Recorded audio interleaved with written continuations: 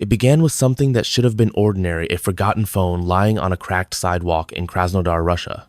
On September 11th, 2017, a construction worker bent down, picked it up, and did what any decent person would do. He tried to find the owner. But when he opened the gallery, the world shifted. Staring back at him were photographs no one should ever see: a man grinning into the camera while holding a severed hand, body parts arranged like a grotesque still life, images so disturbing that within hours they spread through police networks, and within days across the world. Russian media had a name ready before investigators even arrived: the cannibal couple. But the real truth was stranger, smaller, and infinitely sadder than the legend that followed. Police traced the phone to a rundown dormitory on the grounds of a former military academy. Inside that decaying room lived 3 5-year-old Dmitry Bakshav and his 4 2-year-old wife, Natalia. Unemployed, drowning in poverty, surviving off odd jobs and welfare. Their home was a single suffocating room stacked with garbage, bottles, and an odor neighbors had complained about for years: rot, stale alcohol, and something metallic. When police stepped inside, they immediately knew. What they had seen in the phone was real. One of the photos had been taken there, right on that dirty floor, beside old furniture and peeling wallpaper. Rumors exploded. Telegram channels and tabloids claimed the couple had killed and eaten as many as 30 people. They said police found jars filled with human flesh, handwritten recipe books, body parts hidden in the walls. It took only 24 hours for the world to believe they were monsters.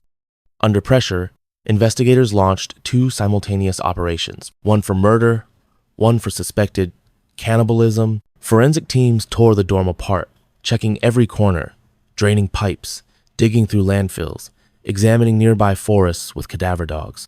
But the evidence pointed in only one direction.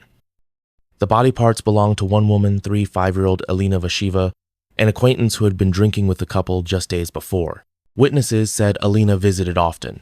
Natalia was jealous of her. Piece by piece, detectives reconstructed the night. Between September 8th and 9th, during a drunken argument, Natalia accused Alina of flirting with her husband. Tempers rose, and in that suffocating room, in the chaos of cheap alcohol and years of resentment, Dmitry attacked her. Alina died there, not in a ritual, not in a killing spree, but in a filthy apartment, drowning in jealousy and rage. What happened next is what shocked the world. Instead of calling the police, Dmitry body. He posed with the remains, smiling a performance he never explained. The next morning, he threw the phone away. Some say he lost it. Some say he wanted it to be found. During interrogation, husband and wife turned on each other. Dmitry claimed Natalia ordered him to do it. Natalia said she was terrified of him. Investigators saw the truth: a toxic marriage steeped in alcohol, control, jealousy, a slow burn that eventually reached the point of no return. Meanwhile, the online rumor machine refused the truth. Fake photos from unrelated cases were reposted as evidence. People insisted there were more victims, that it was a cannibal cult, that the police were hiding the truth. But forensic facts don't bend to rumors. Over 2 years of investigation revealed no other remains. No missing persons matched any alleged pattern.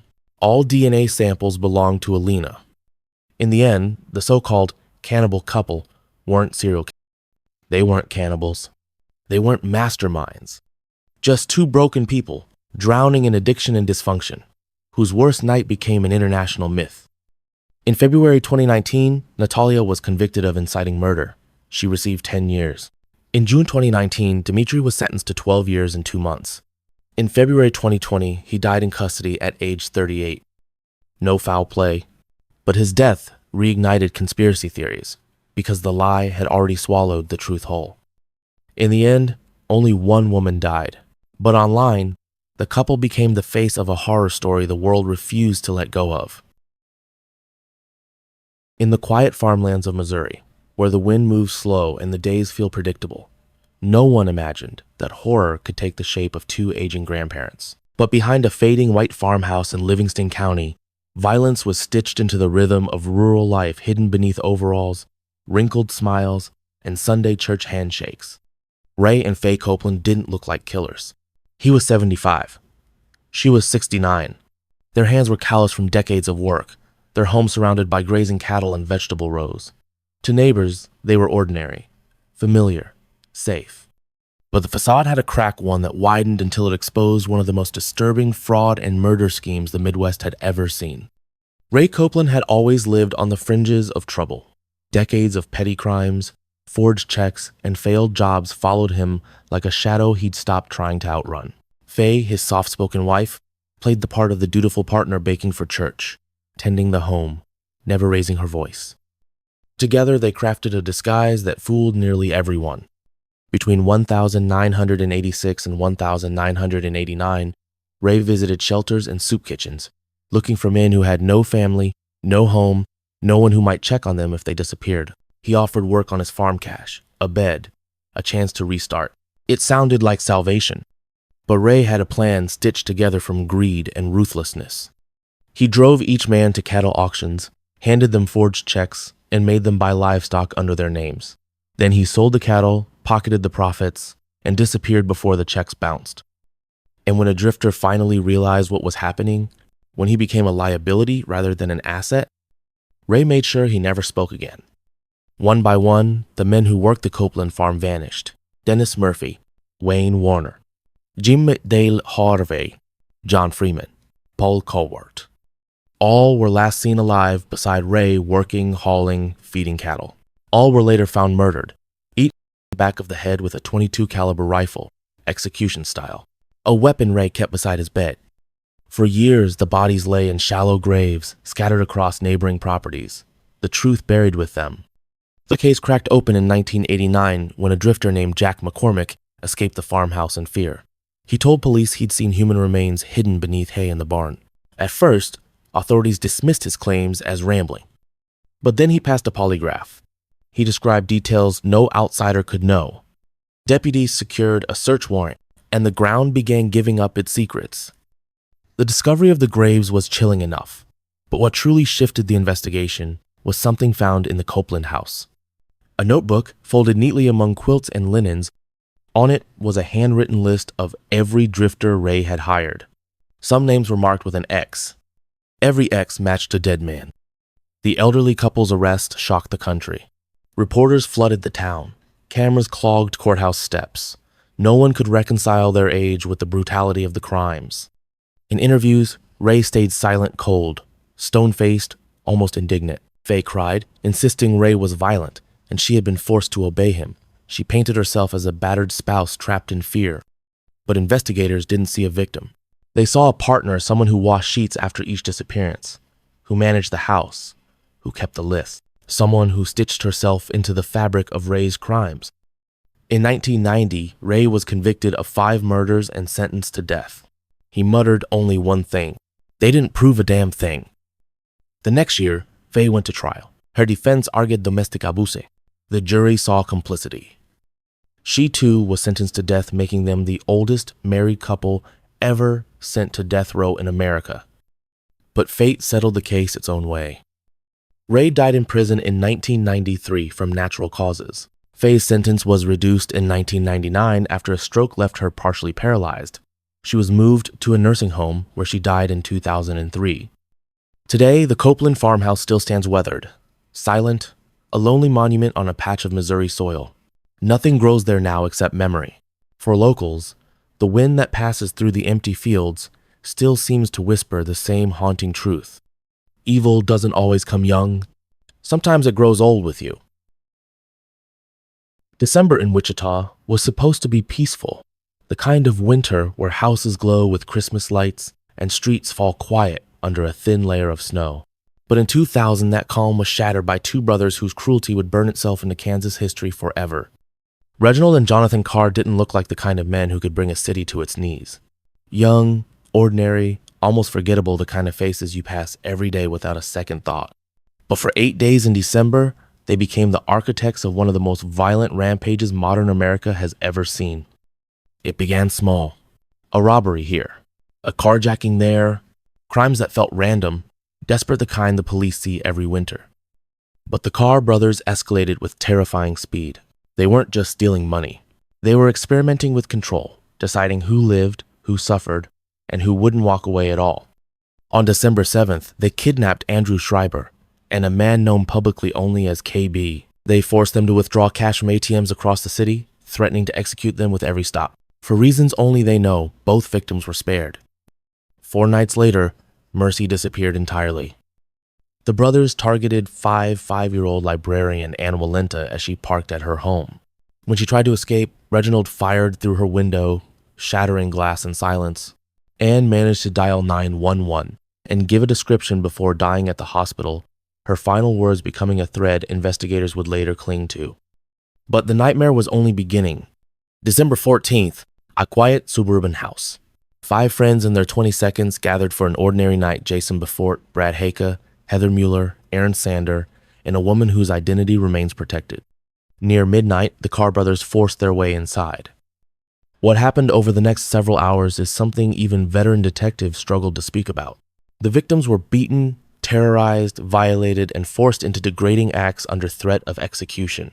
The brothers then made each of them withdraw money from ATMs, emptying accounts with cold efficiency. But they weren't done. At around 2 a.m., the victims were driven to a snowy field on the city's outskirts. The wind was sharp. The sky was silent. There, the Carr brothers ordered all 5 to kneel in the frozen grass. And one by one, they killed them. Then they drove away, leaving the field quiet again, except for the breathing of one survivor. Bleeding, barefoot, and the head, the lone surviving woman rose from the snow and stumbled toward the faint glow of a house in the distance. Her courage, her memory, and her will to live became the key that unlocked everything. Her testimony led police to the stolen vehicles, the stolen belongings, the fingerprints, the brothers themselves. The arrest came quickly after they attempted another robbery. When investigators searched their hideout, they found items belonging to the victims, including an engagement ring meant for Heather Mueller from Jason Beaufort. In court, the surviving woman recounted every detail of that night, her voice steady, her memory flawless. Jurors wept. Some left the room. In 2002, both brothers were found guilty of capital murder, kidnapping, sexual assault, robbery, the full weight of every cruelty they inflicted. They were sentenced to death. But the legal battle didn't end there. Appeal after appeal claimed media bias, unfair trials, improper jury instructions. In 2014, the Kansas Supreme Court overturned the death sentences, igniting outrage statewide. 2 years later, the U.S. Supreme Court reinstated them in a near-unanimous ruling. Inconceivable cruelty, the justices called it. Even today, the brothers continue filing appeals from death row, all denied. Kansas has not set an execution date, but their fate is effectively sealed. For Wichita, the scars never faded. Every December, the city remembers the 5 friends whose lives were stolen and the single woman who survived long enough to save their names from disappearing. The Wichita Massacre wasn't just violence. It was the night a city learned that even the quietest winter can hide a storm. In Richmond, Virginia, the year 1979 is remembered as the moment fear seeped into every crack of the city, when people who had never locked their doors suddenly nailed windows shut, and a community learned that the deadliest threats sometimes grow up just across the street. The terror came from 3 brothers, Linwood, James, and Anthony Briley, born and raised in Richmond, children of a respected radio technician and a church choir singer. To the outside world, they were an ordinary, working-class family. Inside their home, something colder had taken root. Linwood, the oldest, was the spark, intelligent, unpredictable, and magnetic in the most dangerous way. Long before the city learned his name, he had already shown flashes of violence. In 1971, at just 16, he aimed a rifle out his bedroom window and a 5-7-year-old neighbor, claiming he mistook him for a strange figure in the yard. He served juvenile time, was released early, and slid back into Richmond like a storm waiting to break. James and Anthony gravitated toward him. They admired him, feared him, followed him. By March 1979, the brothers were ready to carve their names into the city's history. Their crimes had no pattern, no logic, no specific type of victim. That unpredictability, that randomness, is what terrified Richmond most. Their first major victim was William Bill Harvey, a beloved local radio host. The brothers broke into his home, robbed him, and set him on fire while he was still alive. It was the kind of crime that told detectives, this isn't about theft, this is about domination. After that, Richmond began drowning in fear. People who stepped outside to buy groceries never came home. Drivers were without warning. Couples in parked cars became targets. Families were attacked for no reason other than being the next name in the brothers' path. The Brileys treated the city like their hunting ground. By fall, detectives were working around the clock, sleeping in their offices, reviewing autopsy reports that felt like scenes from nightmares. But with no motive and almost no survivors, the Brileys moved like ghosts, always present, never caught. Then came the crime that broke Richmond's heart. On October 19th, the brothers targeted the home of 3-year-old Harvey Wilkerson. Inside were his partner Judy Barton and her 5-year-old son. They bound them, terrorized them, and all three. Judy was pregnant. Even hardened homicide detectives walked out of the house in tears. That murder became the beginning of the end. Investigators finally caught a break when Duncan Meekins, a friend and occasional accomplice, was arrested on unrelated charges. Faced with life behind bars, he decided to talk. His confession was terrifying. He described how the brothers' excitement, how they laughed at news reports of their own crimes, how they celebrated chaos like it was a game. With his testimony, detectives connected the Brileys to 11 murders over 8 devastating months. On October 20th, 1979, the brothers were arrested. No chase, no struggle, just quiet, an unsettling kind of calm. In the interrogation room, Linwood smiled. James cracked jokes. Anthony remained nearly silent. It was as if none of them grasped the weight of what they'd done, or perhaps they understood perfectly and didn't care. Their trials in 1980 were some of the most publicized Virginia had ever seen. The evidence was overwhelming. Stolen items, fingerprints, witnesses, and Meekins' chilling testimony tying everything together. Linwood and James received death sentences. Anthony, the youngest, was given multiple life terms. For Richmond, it felt like closure until the unthinkable happened. On May 31st, 1984, Linwood and James Briley carried out one of the largest and most terrifying prison escapes in Virginia history. Along with 4 other inmates, they overpowered guards, staged a bomb threat, stole uniforms, and simply walked out through the front gate of the Mecklenburg Correctional Center. 19 days of nationwide panic followed. Schools locked their doors. Families slept with lights on. Richmond braced for the possibility that the brothers would return. But on June 19th, the FBI cornered them in Philadelphia. They surrendered without a fight. Linwood was executed later that year. James followed the next. Neither expressed remorse. Neither offered apologies. Anthony Briley remains behind bars, even today, serving multiple life sentences. Duncan Meekins, the accomplice whose cooperation cracked the case, is also still incarcerated. For those who lived through 1979, the memories have never faded. People still recall how they refused to stop at red lights after dark, how every knock at the door made their hearts race, how the Briley name became something you only whispered. Richmond learned a brutal lesson that year. Sometimes evil doesn't sneak into your community. Sometimes it grows up right there. By the late 1970s, Los Angeles was living through a strange illusion. Hollywood glamour on the surface, shadows spreading underneath. The city glowed with sunshine, billboards and freeway traffic, but in the hills overlooking it all, something dark was unfolding. Young women were disappearing. Their bodies later found staged on steep embankments, posed almost like warnings. The press called the killer the Hillside Strangler. No one imagined there were 2. Angelo Buono and Kenneth Bianchi were cousins, a pair whose cruelty fed off one another in a way investigators had rarely seen. Buono, 42, ran a small upholstery shop in Glendale. Outwardly, he looked like an ordinary blue-collar man with a bad temper. Bianchi, at 26, was younger, restless, and constantly searching for a shortcut to success. He idolized Buono's confidence and swagger, a combination that became a spark for something far more dangerous. Their partnership began with manipulation. They posed as undercover police officers, flashing fake badges, pulling women over on the street, offering rides, or demanding to question them. Once the victim stepped inside Buono's home, the act fell away. The first known victim was 9-year-old Yolanda Washington, whose body was found near the Ventura Freeway in October 1977. Within days, another young girl, Judith Miller, just 15, appeared in similar condition. Then came Lisa Caston, a waitress, then Lauren Wagner, a college student. Each girl was discovered in a way that told detectives the same chilling truth. These were not spontaneous acts, they were ritualistic. Rope marks on the neck, signs of staging, makeup reapplied, fingernails cleaned, bodies carefully positioned on hillsides facing the city lights.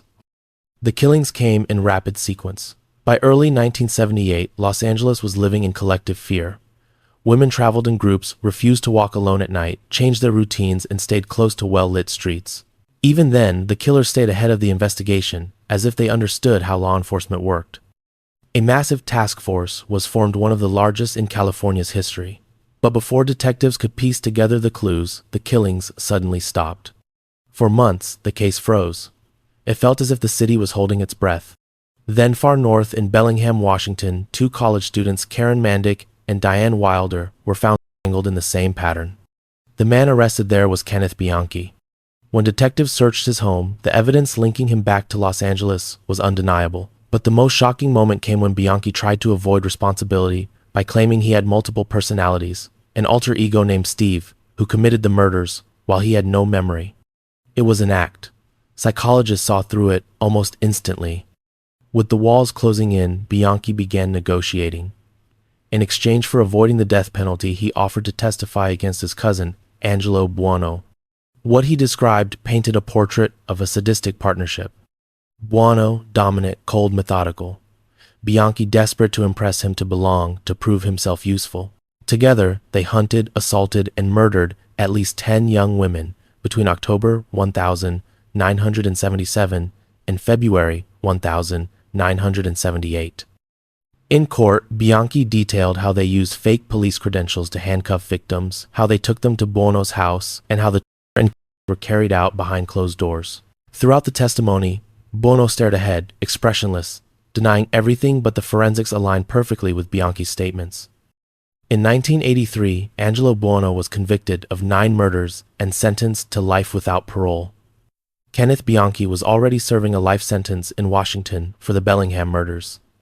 The cousins, once inseparable, never saw each other again. But even in prison, the manipulation continued.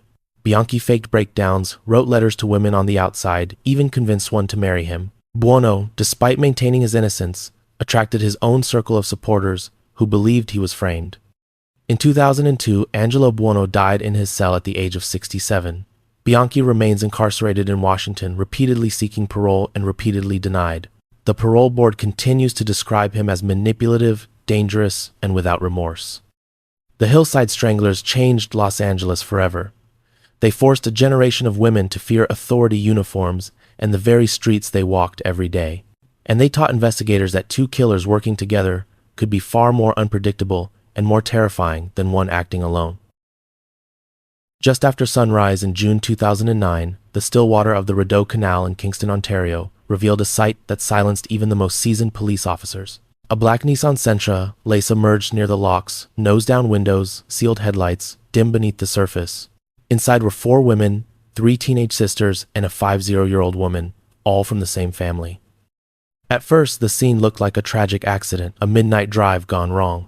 But the moment investigators saw how the vehicle had entered the water, the clean angle, the intact windows, the position of the seats, the word accident evaporated. What happened to the Shafia women was no misfortune. It was a decision. The victims were 1 9-year-old Zainab, 1 7-year-old Sahar, 1 3-year-old Gidi, and Rona Amir Muhammad, the quiet, soft-spoken first wife in a polygamous household. Their deaths led investigators into the heart of a family torn between 2 worlds, the public image of success and the private reality of suffocating control. To understand the crime, detectives needed to understand the Shafia home. Mohammed Shafia, an Afghan-Canadian businessman, had built a fortune through real estate and small ventures. He presented himself as a stern but respectable patriarch. His second wife, Tuba Yahya, stayed by his side, obedient, loyal, unquestioning. Their son Hamed, 18, followed his father's commands without hesitation. The first wife, Rona, lived in the shadows. Forced into polygamy, isolated, treated like a servant, she clung only to the girls, who saw her as a second mother. Behind the doors of their Montreal home, the atmosphere was oppressive. The daughters walked on invisible lines, forbidden to dress like Canadian teens, to speak freely, to socialize with boys. Any sign of independence was considered shame. Zainab had a boyfriend. Sahar confided to teachers that her father called her degrading names. Giti begged child services to take her away. Even Rona whispered to relatives overseas that she feared for her life. To outsiders, they were a family adjusting to a new country. Inside, they were a family preparing to explode. On June 22, 2009, the Shafias left Montreal on what they describe as a family vacation. 2 cars, a Lexus SUV, and the Nissan Sentra. They drove through Toronto toward Niagara Falls. Somewhere along those quiet highways, a plan months, maybe years in the making, moved from intention to action. According to evidence later revealed in court, sometime after midnight on June 30th, the 4 victims were placed inside the Nissan. The vehicle was driven to Kingston Mills, an isolated canal site, and pushed into the water, likely using the family's Lexus to ram it forward. The car sank quickly. The women had no chance. By morning, the surviving family members, Mohammed, Tuba, and Hamed, told police the victims had left the motel alone and must have simply crashed by mistake. But the calmness of their story didn't match the horror of the scene. Detectives noticed immediately. No skid marks. No sign of panic. No attempt to open the doors from the inside. And, most damning, the family's grief felt rehearsed. Hamed's timeline didn't match phone records. The Lexus showed damage consistent with pushing another vehicle, and the victim's luggage was arranged too neatly, as if prepared, not hastily grabbed. Then came the moment investigators caught their break. The police began recording the family's private conversations. What they heard destroyed any remaining illusion of innocence. Mohammed's voice was calm, almost proud, as he spoke about the daughters bringing shame upon him. Tuba agreed softly. Hamed offered no objection. These recordings became the backbone of the prosecution. In July 2009, all 3 were arrested and charged with 4 counts of first-degree murder. The trial in 2011 captivated the entire country. The Crown argued this was an honor killing, orchestrated as a family unit to restore the father's damaged sense of pride. Evidence showed Hamed had scouted the canal days earlier. Forensics confirmed the Lexus had been used as a battering ram. The defense insisted it was a tragic accident, but no version of the story could survive the evidence. After only 15 hours of deliberation, the jury returned with the verdict. Guilty, all 3, on all counts. They were sentenced to life in prison with no chance of parole for 25 years. In the courtroom, Muhammad Shafia declared, "We are not murderers." But his denial meant little against hours of recordings capturing his own voice condemning the 4 women he was meant to protect. As of 2025, all 3 remain incarcerated. Their appeal to the Supreme Court of Canada was rejected. Their sentences stand. The Shafia case remains one of Canada's most disturbing crimes, not just because 4 lives were taken, but because their killers were the very people who should have loved them most. A crime committed not out of rage, but out of belief. A belief so twisted that reputation meant more than life itself. In April 2016, Pike County, Ohio, a rural stretch of quiet roads and rolling fields woke up to a tragedy so vast that even seasoned lawmen struggled to comprehend it. 8 members of the Rodin family were found murdered across 4 separate homes. Each victim shot at close range, each deliberate, precise, almost military in execution. It was the largest mass murder in Ohio's history. And from the very beginning, investigators knew one thing. This wasn't random. There were no signs of forced entry. Dogs were left alive, children were spared, and found sleeping beside their murdered parents. Whoever had done this knew the Rodins knew where they slept, how they lived, where they kept their keys, even what time their lights went out. Rumors exploded. People whispered about drug cartels, revenge killings, interstate crime rings, but none of those theories survived long. The truth when it surfaced was colder and infinitely more personal. It was another family, the Wagners. A father, a mother, 2 grown sons, a family who moved together, spoke together, and ultimately killed together. The connection between the 2 families began years earlier when Jake Wagner, the youngest son, entered a relationship with Hannah Rodin, one of the victims. They had a daughter, but the relationship was turbulent. Jealousy, control, custody disputes, accusations whispered behind closed doors. When Hannah left Jake and refused to sign custody papers, granting him full control over their daughter, something inside the Wagner household hardened. According to prosecutors, that was the moment the plot began. And it was a plot crafted with unsettling patience. The Wagner family studied the Rodins' routines. They purchased surveillance equipment, tracked cell phones, forged documents, built homemade silencers, tested ammunition, scouted locations. This wasn't rage. It was a mission. On the night of April 21st, 2016, under the cover of darkness, the Wagners moved as a four-person unit. They drove to the rural properties where the Rodins lived, splitting into teams. Inside those homes where children slept and the world was silent, they executed 8 people. Chris Rodin Sr., Gary Rodin, Frankie Rodin, Hannah Gilley, Dana Rodin, Hannah Mae Rodin, Chris Rodin Jr., Kenneth Rodin. Some were multiple times.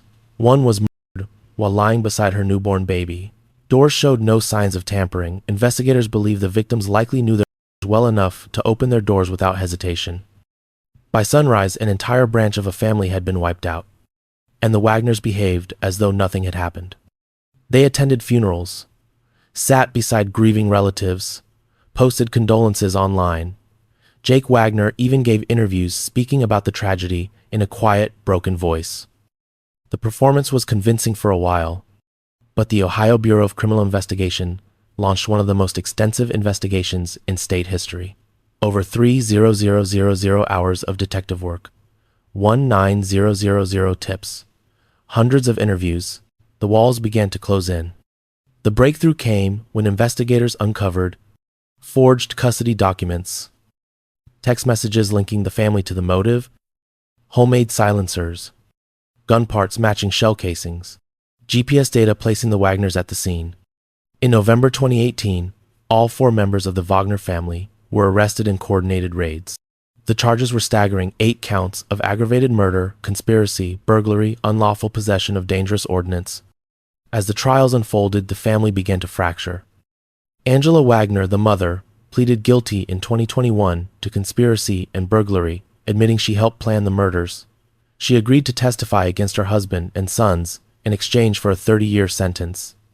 Jake Wagner, the youngest son, the one whose custody battle lay at the heart of the violence, pleaded guilty to all 8 murders. He admitted with chilling calm that he believed the Rodins was the only way to protect his daughter. His plea deal avoided the death penalty. When asked in court if anyone else had participated in the murders, Jake answered, "Yes, my family." George Wagner IV, who insisted he had no knowledge of the plan, was found guilty in 2022 on all counts and received 8 life sentences without parole. As of 2025, Jake Wagner remains in maximum security, eligible for parole only after 32 years, a ruling currently under appeal. George Wagner IV will never be released. Angela Wagner continues serving her 30-year sentence. George Billy Wagner III, the father, still awaits trial and maintains he is innocent.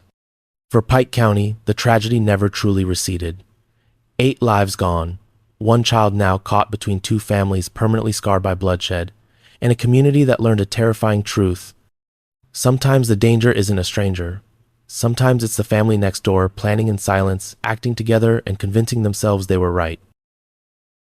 On a quiet September afternoon in 2017, firefighters in Wimbledon, a peaceful suburban part of South London, responded to what sounded like a routine call, smoke rising from a backyard fire. They expected a small burn pile, maybe trash or garden waste. But when they stepped into the yard, the scene froze them in place. In a shallow pit beneath smoldering wood and debris was the charred body of a young woman, a fire hot enough to warp metal, a smell that clung to the air like a warning. That woman was 21-year-old Sophie Lionnet, a French au pair who had come to London chasing hope, language, and a chance to see the world. She had been living in that very house for more than a year, under the roof of a couple whose delusions would end her life. The couple were Sabrina Couider, a glamorous but volatile French-Algerian fashion designer, and her partner, Wissam Medouni, a quiet, soft-spoken man who followed her lead with unsettling devotion. To neighbors, they seemed eccentric but harmless. Inside their home, they were spiraling into a world built entirely from paranoia. Sabrina Couider had once dated Mark Walton, a musician and founding member of the boy band Boyzone.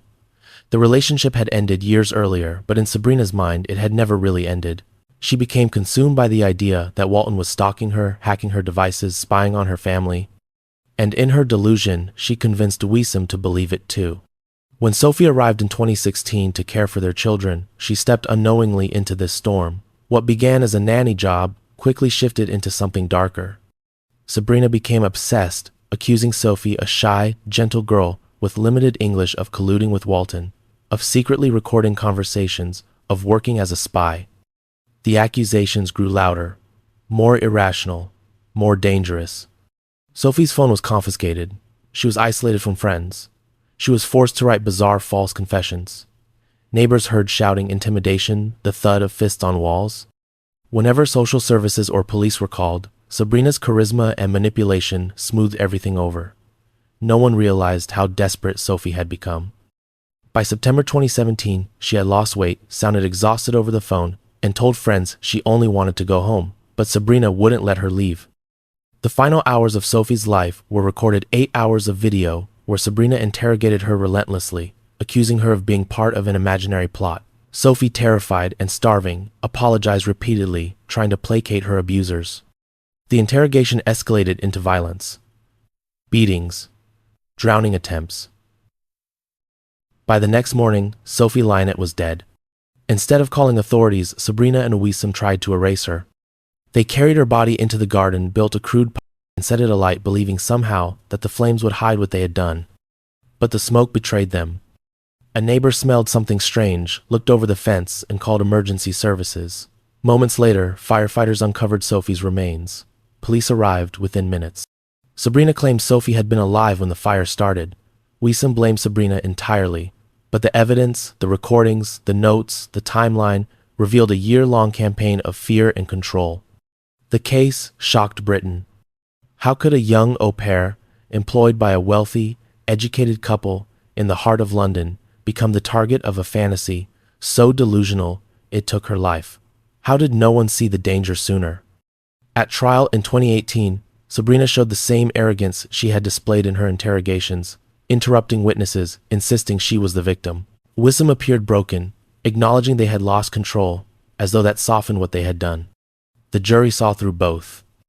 On May 24, 2018, Sabrina Kuiter and Wissam Madouni were convicted of murder and sentenced to life imprisonment, with a minimum of 30 years.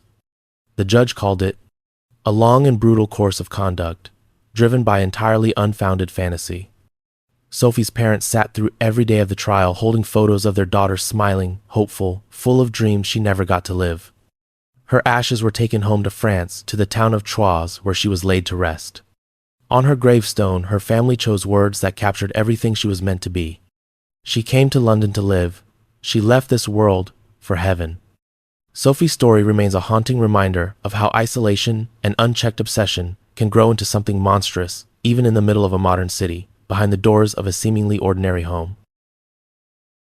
By the time the 1,970 seconds came to a close, California had already seen more serial killers than any state should ever know: the Zodiac, the Manson cult, the Hillside Stranglers. But there was one pair whose crimes carved through 3 states and left investigators stunned by how far domination and obedience could twist a human soul. Their names were Gerald Armand Gallego and Charlene Williams, a husband and wife team whose van became a roaming prison and whose partnership turned murder into a ritual they carried out with chilling precision. Gerald Gallego was born into violence. His father, a man he barely knew, was executed for murder. His childhood was marked by instability, arrests, and outbursts, so explosive that people learned to step out of his path. By his 20s, he had already accumulated a record filled with assault, robbery, and sexual violence. Charlene was nothing like him on the surface. She came from a comfortable Sacramento family, a quiet girl, intelligent, insecure, drawn to danger like a moth to a flame. When she met Gerald in 1977, she didn't just fall in love, she surrendered. Gerald became the axis of her world, and slowly he began shaping her into the partner he needed, obedient, submissive, and willing to follow him into the darkest corners of his fantasies. Those fantasies soon became real. Their first known victims were one 7-year-old Rhonda Scheffler and one 6-year-old Kippy Vaught. On September 11, 1978, Charlene approached them outside a Sacramento mall with a friendly smile and an easy offer, a ride to a party. The girls accepted. Hours later, they were dead. Investigators would later learn how the Gallegos operated. Charlene lured, Gerald controlled. The van, the so-called love van, became a mobile torture chamber. Once the victims were inside, there was no escape. Their next victims were 2-year-old Brenda Judd and 4-year-old Sandra Cawley, taken from a Reno fairground in June 1979. Then more girls across California and Nevada abducted near malls, parking lots, sidewalks, places where a soft-spoken woman made them feel safe enough to approach. The couple perfected a routine. Charlene would talk, Gerald would strike. When he was finished with the victims, they disposed of the bodies in remote, isolated locations. The violence escalated over time, more calculated, more rehearsed, more confident. Then came November 1st, 1980, the night that finally ended their spree. Charlene and Gerald approached 2 one-year-old Craig Miller and 2 two-year-old Mary Beth Sowers, a young couple outside a Sacramento nightclub. This time their pattern broke. They took both a man and a woman. Craig's body was discovered the next day, ahead near a highway turnout. Mary Beth vanished. But the Gallegos made a fatal mistake. Multiple witnesses had seen their van and memorized part of the license plate. Within days, police traced the vehicle to Charlene's parents. The couple fled, running across Nevada, Oregon, and toward the Midwest. But the manhunt was relentless. On November 17, 1980, they were captured in Omaha, Nebraska, ending 2 years of abductions, assaults, and murders. Even in custody, Gerald refused to cooperate. Charlene, facing the death penalty, broke first.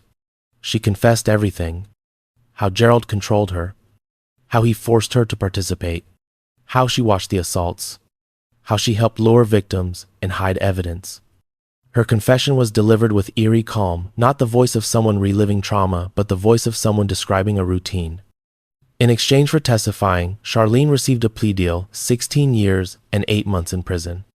Gerald faced trials in both California and Nevada. Both states sought the death penalty. In Nevada, he was convicted of 2 murders in 1983 and sentenced to death. In California, he was convicted again in 1985 and received a second death sentence. He became one of the very few criminals in American history sentenced to die by 2 different states. When asked if he wanted to speak before sentencing, Gerald smirked and said, "I have nothing to apologize for." Charlene served her term quietly. She earned a college degree in prison. She volunteered. She expressed remorse. Many never believed her. Gerald Gallego spent the next 2 decades on death row, filing appeals, granting interviews, boasting about his crimes. He died of cancer in 2002, long before either state could carry out his execution. Charlene was released in 1997 after serving just over 16 years. She changed her name and vanished from public life, leaving behind a trail of outrage and unanswered questions. Authorities believe there may have been more victims, girls whose bodies were never found, whose disappearances were never connected. The story of Gerald and Charlene Gallego remains one of the most disturbing studies of dominance and submission in American crime. A partnership built on fear, bound by violence, and remembered as one of the darkest husband and wife killing teams the country has ever known. In the early 1990 seconds, Canada watched what seemed like a picture-perfect couple: Grace magazine covers, engagement photos, and suburban streets. 2 young blondes, smiling, beautiful, polished, the kind of couple people describe with words like charming or ideal. Underneath that bright exterior was a relationship steeped in cruelty, a partnership built on dominance, manipulation, and violence that would shock the entire country. His name was Paul Bernardo. Hers was Karla Homolka. Together, they became the most infamous serial killing pair Canada had ever known, the couple later nicknamed the Ken and Barbie Killers. Paul Bernardo grew up in Scarborough, Ontario. Clean-cut, polite, ambitious. From the outside, he was the kind of young man any parent would welcome into their home. But beneath that polished surface, Paul hid a darkness he nurtured quietly. Between 1987 and 1990, police were searching for an unidentified predator, terrorizing women near bus stops. More than a dozen victims had reported the same pattern of assault: a man who seemed to appear from nowhere, violent and methodical. The press called him the Scarborough Rapist. What no one knew then was that the predator and the charming young accountant-to-be were the same person. In 1987, Paul met 17-year-old Karla Homolka at a hotel restaurant. Their connection was immediate, intense, intoxicating, and dangerous. Karla wasn't alarmed when Paul revealed his darker fantasies. She embraced them, encouraged them, fed them. To Paul, she was perfect, a partner who didn't recoil at his confessions but leaned into them. By 1990, their relationship had evolved into something twisted. Paul fixated on Karla's younger sister, 5-year-old Tammy.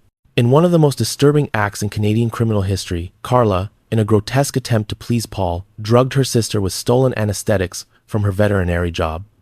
Paul assaulted Tammy while Carla watched.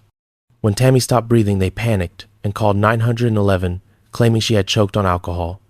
The death was ruled accidental. That night could have ended everything. Instead, it became the beginning. Over the next 2 years, Paul and Carla abducted, tortured, and murdered at least 2 more teenage girls. One 4-year-old, Leslie Mahaffey. One 5-year-old, Kristen French. Both victims were held captive for days. Both were recorded on videotape, the couple laughing, instructing, and participating in the abuse. Both were murdered afterward. Leslie's body was dismembered and encased in concrete blocks thrown into a lake. Kristen's body was found in a ditch. As the crimes escalated, so did the investigation. In 1992, a breakthrough came. DNA finally identified Paul Bernardo as the Scarborough rapist. The facade collapsed. Carla fled the house and told her family she was a battered, terrified wife, a claim that would later complicate everything. When police first arrested Paul, they still hadn't found the videotapes, the irrefutable evidence of Carla's active involvement. All they had was her testimony. Believing she was a victim, prosecutors offered her a plea deal, 12 years in prison, in exchange for testifying against Bernardo. It became known nationwide as the deal with the devil. Weeks later, the tapes were found hidden inside a ceiling light fixture, and the truth hit like a shockwave. The footage showed Carla not as a coerced observer, but as an enthusiastic participant, laughing, directing, assaulting, a partner, not a prisoner. But the deal had already been signed. There was no taking it back. Paul Bernardo's 1,995 trial was one of the most watched in Canadian history. The evidence was overwhelming DNA testimony and the horrific videotapes. He was convicted of murder, abduction, sexual assault, and the death of Tammy Homolka. He received life in prison with no chance of parole and was later declared a dangerous offender, ensuring he can never be released. Carla served her entire 12-year sentence and walked free in 2005. She changed her name, started a new family, and attempted to disappear from public view, though Canadians never truly forgot. Paul Bernardo remains incarcerated. In 2023, a transfer from maximum to medium security ignited national outrage, forcing a federal review of prison procedures. For many families of the victims, even the idea of Bernardo living under less restrictive conditions felt unbearable. The Ken and Barbie nickname coined by tabloids to highlight the unsettling contrast between their beauty and their brutality remains a chilling symbol of deception. They were a couple who smiled in photos while hiding tapes of torture behind cabinet doors. A couple who blended into suburban life while carrying secrets that would haunt Canada for decades. And a reminder that sometimes the monsters are the ones who look perfect from far away. In every case we've explored, the violence didn't come from strangers lurking in alleyways or masks hidden behind shadows. It came from within. Families, the people meant to protect, to nurture, to care, became the very source of terror. Some jealousy, some out of greed, some out of twisted loyalty, delusion, belief, or the desperate need to control. Others convinced themselves that honor mattered more than life, that love required obedience, that blood was a weapon they had the right to use. But beneath every motive was the same truth. Evil doesn't always arrive with the roar of footsteps in the dark. Sometimes it grows quietly at the dinner table. Sometimes it sleeps in the next room. Sometimes it carries your last name. The Buckshayevs, the Copelands, the Carr brothers, the Briley's families, who turned their homes into battlegrounds and their victims into afterthoughts. The Hillside Stranglers, the Shafias, the Wagner's killers, who planned together, hunted together, convinced themselves they were justified. The Gallegos, Bernardo, and Homolka couples who fused love with violence until neither could be separated. Different stories, different decades, different countries, but each one carried the same echo. A line crossed so quietly that no one saw the danger until it was too late. We often imagine evil as something foreign, something we could spot if we look closely enough. A stranger's face, a suspicious voice, a threat we'd recognize in time. But these cases remind us of what's far more terrifying. Monsters don't always come from the outside. Sometimes they grow from the inside out. A partner you trust, a sibling you grew up with, a parent you depended on, a lover who whispered forever. In the end, the question isn't how these families became killers. The question is how long the warning signs had been there, hiding behind smiles, dinners, photographs, and memories of better times. And maybe that's the most unsettling part of all. You never truly know what someone is capable of until the moment you do, and by then, it's already too late. As the stories fade and the names become case files, only one thing remains. A reminder that trust is fragile, control is dangerous. And the people closest to us can sometimes be the ones who walk us into the dark. Thank you for watching. Stay safe, stay aware, and remember, not every monster hides in the shadows. Some stand right beside you.